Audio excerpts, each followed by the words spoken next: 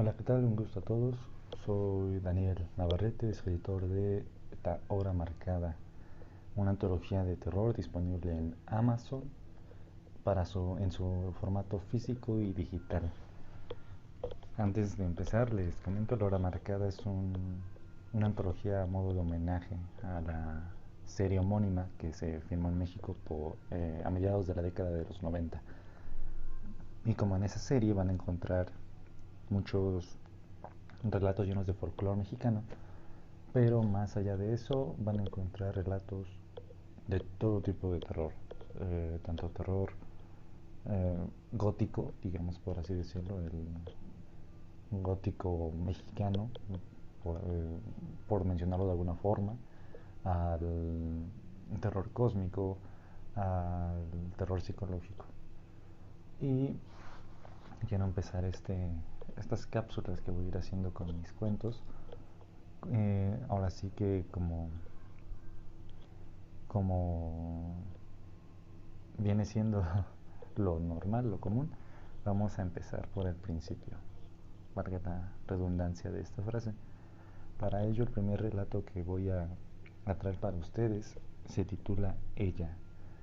Es un relato muy a lo que yo le llamo terror gótico mexicano, porque tiene muchos elementos que son reconocibles en el folclore nacional o historia con giros, digamos, ya conocidos, por así decirlo, ambientaciones conocidas que a todos nos recuerdan ciertas leyendas, ciertos mitos que nos contaban de niños, ¿no? Para tener ya sea ese miedo, tener precaución de ciertas cosas, ¿no? En este primer cuento, bueno, pues es terror más que nada sobrenatural y espero que les agrade. Entonces, empezamos con la lectura de Ella, un cuento de La Hora Marcada.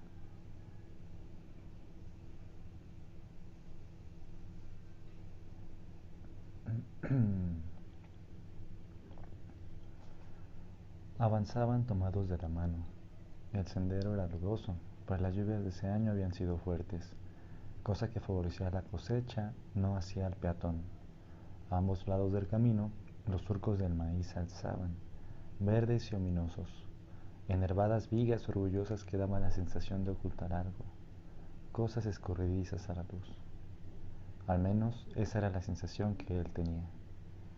Un ligero viento soplaba sobre sus cabezas y mecía los surcos que danzaban y susurraban de un lado a otro. El maíz hablaba, pero no lo entendería jamás. Empero, él tenía la certeza de que había algo más en medio del maizal que con tanto esfuerzo había sembrado en los 5 meses anteriores. Su hijo, aún en su burbuja inocente, lo sabía, ya que observaba atentamente a su costado derecho, donde ambos escuchaban que paralelo a ellos alguien caminaba a su mismo paso, siguiéndolos, acechándolos. Es ella, repetía el niño, mientras meneaba la cabeza como un metrónomo. Eso lo desesperaba, pero no podía reclamar, pues su hijo no era igual que otros niños. Era diferente, en su mente, especial. No merecía lidiar con lo que hacía semanas batallaba noche tras noche, algo en lo que antes se negaba a creer, pero que con el correr de las jornadas nocturnas había visto con sus propios ojos. Una mujer sin piernas, olor a azufre, tambores, tambores, tambores. Quiero mi dona, papá. Dona, dona, dona, vociferaba el pequeño arrastrando los pies, manchando sus zapatos de barro negro. Ya que lleguemos a casa, hijo, contestó mientras observaba el horizonte. El camino estaba próximo a acabarse y su cabaña ya estaba a la vista. Contempló el cielo.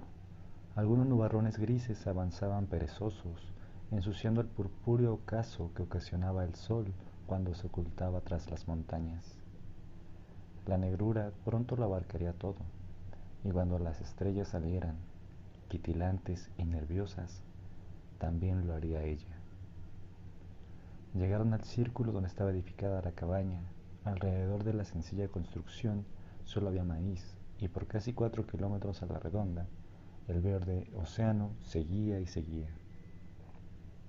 Nunca imaginó que esa cosecha que los mantenía a ambos por todo un año ahora le diera miedo, y tampoco creyó que esa soledad casi ermitaña que tanto disfrutaban él y su hijo en aislamiento total se tornara una jaula ominosa. Una vez se pusieron de pie en la grava del patio, los pasos que los seguía se detuvieron. Ella siempre esperaba ahí, hasta que el sol terminara por esconderse del todo. El niño entró corriendo a la casa, llamando a su madre.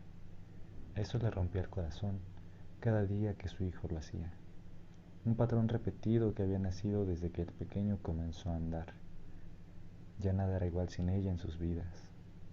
Con impotencia y un nudo en la garganta, se quedó fuera de la cabaña durante un rato, viendo cómo el día moría y vomitaba la noche, con una encarnada paleta de colores. Observó hacia el maíz. No había duda de que algo le regresaba a la mirada, pues sentía como cada vello de su ser se erizaba nada más se concentrase en algún punto de la maraña verde. Cogió varias piedras y las aventó con coraje. «Déjanos en paz», gritaba mientras lo hacía. Pero sabía que eso de nada podría servir. Esa cosa vendría al anochecer, como las noches anteriores. Pero esa ocasión era especial, porque, aunque no tenía idea del cómo, sabía que esa noche sería la última.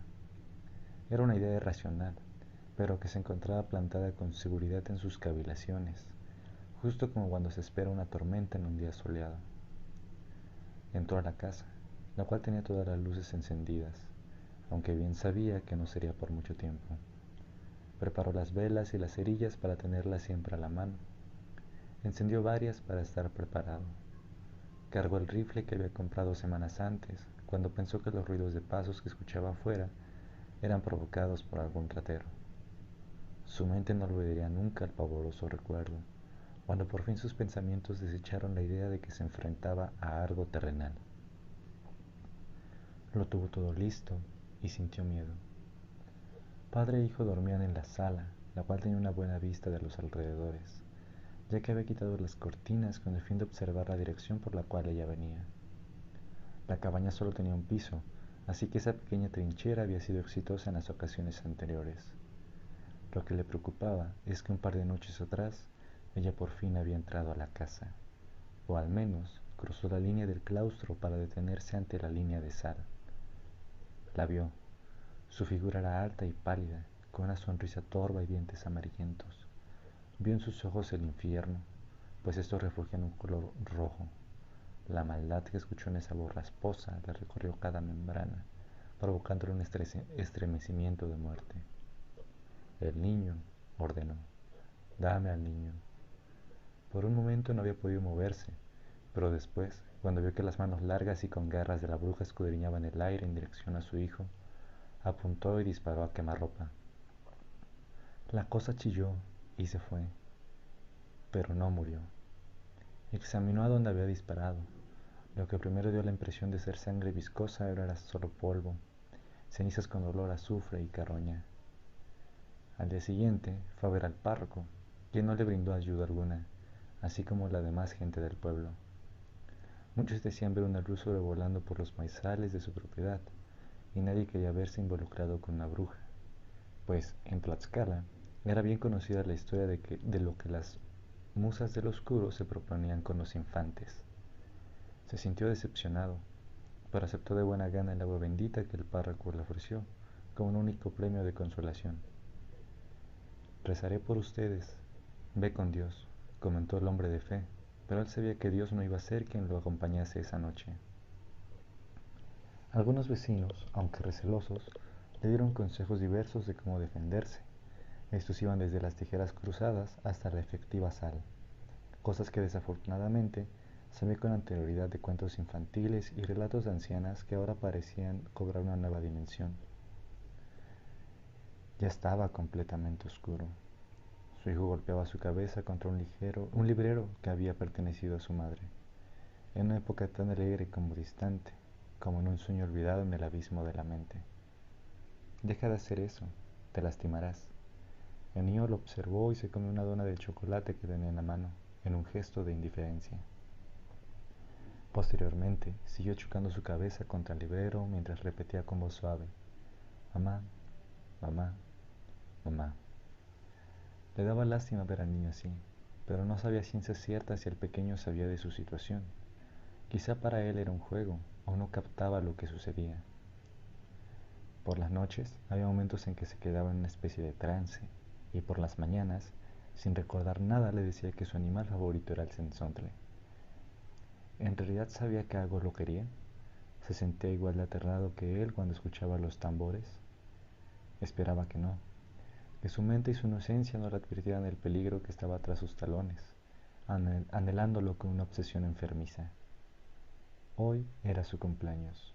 Había nacido el mismo día que su madre. Ella decía que ese era el mejor regalo de lo que le podían haber dado, pero nunca llegó a conocerlo, ya que había muerto durante el parto de manera súbita. Según los doctores, inexplicable. Aún así, el niño estaba familiarizado con las cosas de su madre, que en su dolor palpitante nunca quitó. ¿Podría culpar a alguien, a un hombre cegado por amor, a mantener algo de los recuerdos? Se espabiló. Estaba consciente de que la jamás invitada no tardaría en llegar. El niño siguió golpeando su cabeza contra el librero, repitiendo la misma palabra con más fuerza. Su padre fue a quitarlo de ahí antes de que se lastimara, cuando sonó un crujido en la madera del mueble. El niño dejó de golpearlo al momento y lanzó una gran sonrisa mientras aplaudía frenético. Un hueco se había abierto en la madera, en una parte que estaba sobrepuesta y que, hasta ese entonces, nunca había llamado su atención. «Sí, mamá, mamá, mamá», gritaba el pequeño mientras aplaudía. Él metió la mano al hueco, extrañado por el comportamiento de su hijo. Entre la madera y telarañas encontró un pedazo de papel que terminó siendo una carta. Reconocía la caligrafía, que era de sus suegros, con quienes dejó de tener contacto luego de la muerte de su esposa. Lo último que supo de ellos fue que se habían recostado en las vías de un tren, movidos por el dolor. Leyó. La carta estaba membretada 11 años antes, un año previo al nacimiento de su hijo. El contenido de la epístola le heló la sangre. No podíamos tener bebés. Queríamos con desesperación. Hicimos un pacto con él. Sacrificar al primer hijo varón de la línea consanguínea. Perdón, perdón. Estrujó y destruyó la macabra confesión, mientras pensaba en el rito pagano que sus suegros habían hecho y que estaba condenando a su hijo. Un inocente no debía pagar con el egoísmo de sus antepasados. No lo permitiría. No alejarían al pequeño de su lado. El infante era especial, y no necesariamente por su aletargada naturaleza. Sabía cosas que no debía saber. Por ejemplo, la primera vez que visitó la tumba de su madre, insistió en llegar con un ramo de girasoles en las manos. Esas eran las flores que llamaba, y el niño quiso llevarle esas sin que él le dijera o comentara. Además, estaba seguro de que, aunque no lo hubiera hecho, era probable de que el niño ni siquiera procesara esa información. Abrazó a su hijo, lo único importante en su mundo. Y fue cuando entonces las luces se fueron y los tambores comenzaron a sonar. El ritmo era lento, como la andanza de un gigante.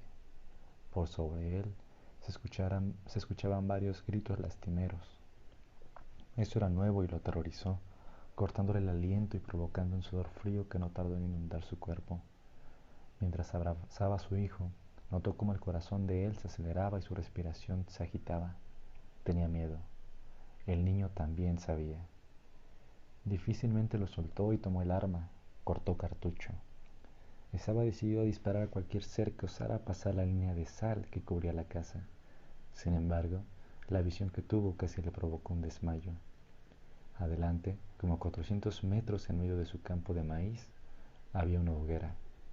De ella venían varias bolas de fuego en su dirección. De cada centella salían alaridos. Ya no era una bruja, no era solo ella.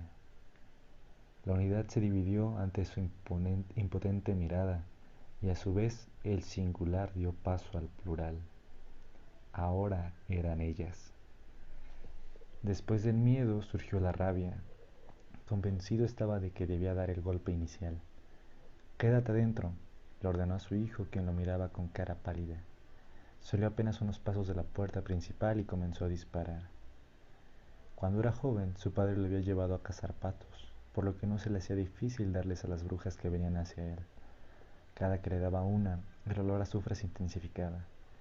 Estas chillaban de forma similar a un cerdo al caer en el campo, pero él, con terror, escuchaba cómo se aproximaban ahora a pie, emitiendo gorjeos iracundos al quebrar los tallos con su endemoniado andar.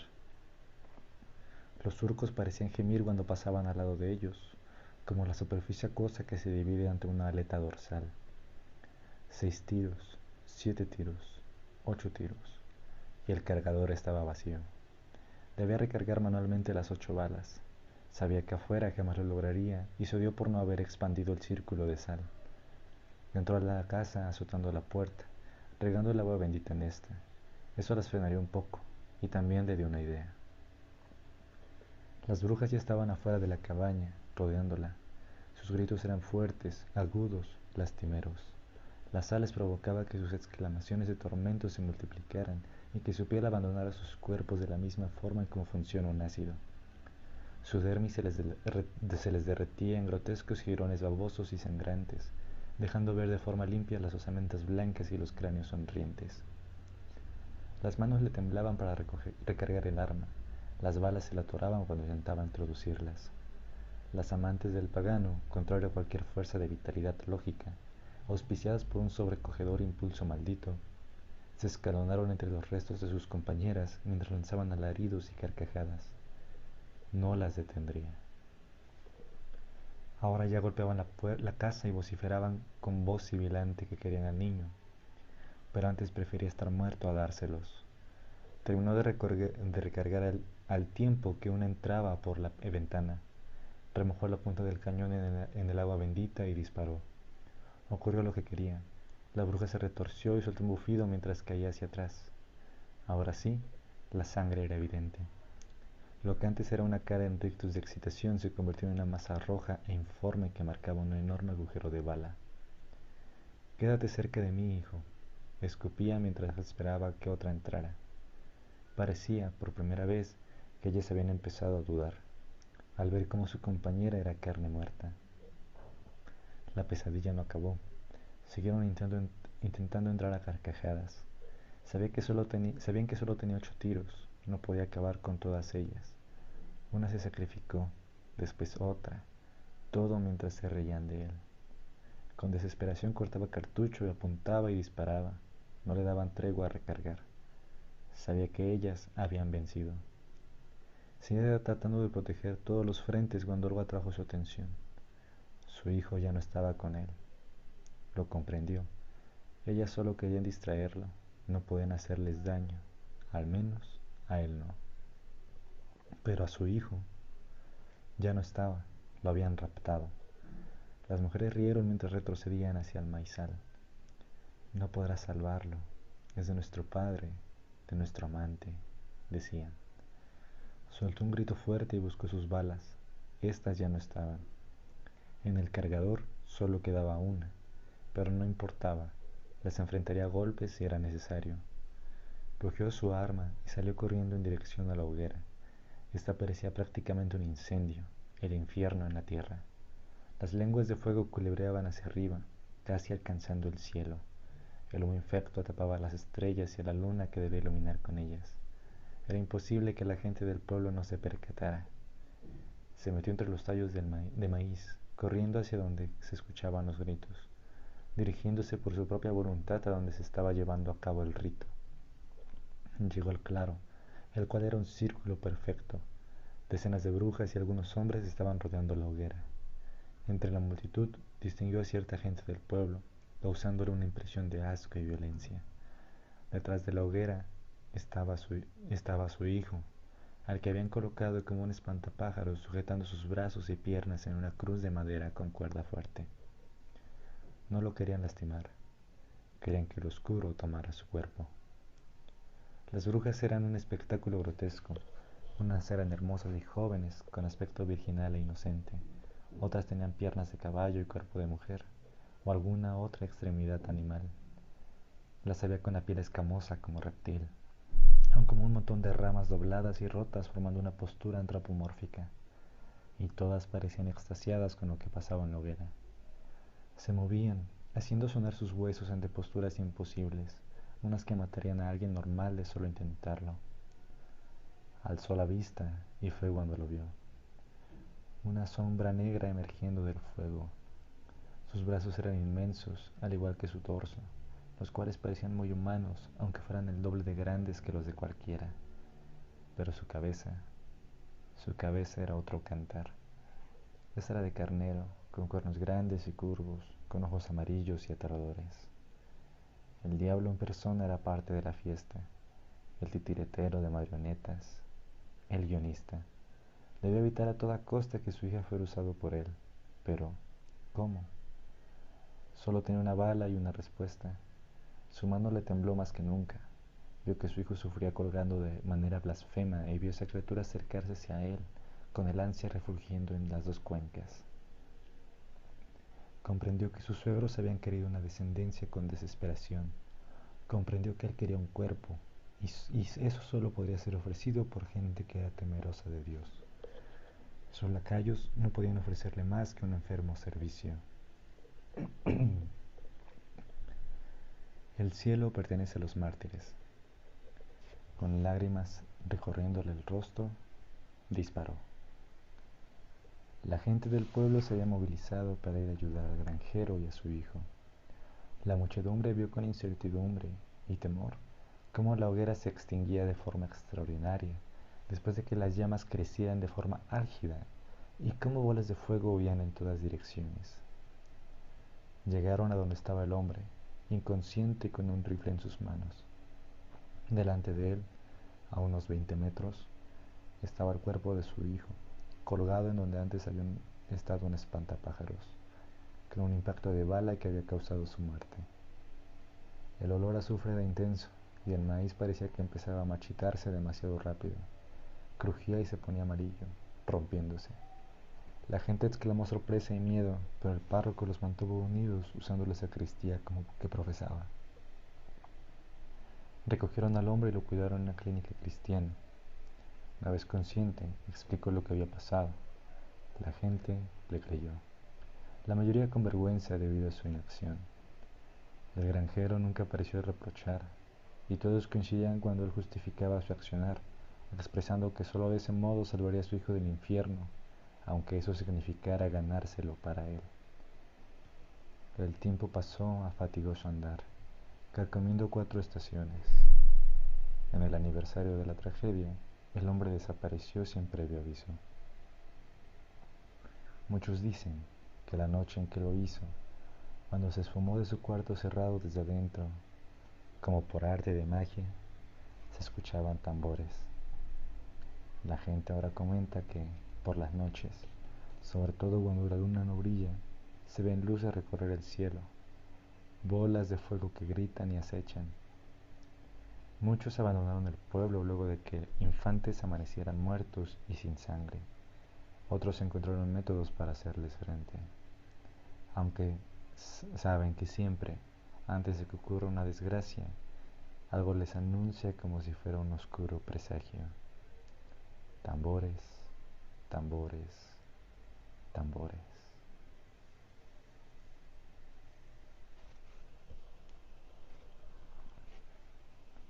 Eso fue todo.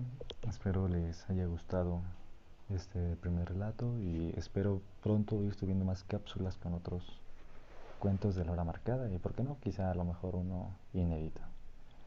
Espero pasen una bonita tarde, noche o día y déjenme sus comentarios, sería de gran apoyo y de gran ayuda como retroalimentación. Pasen un excelente día.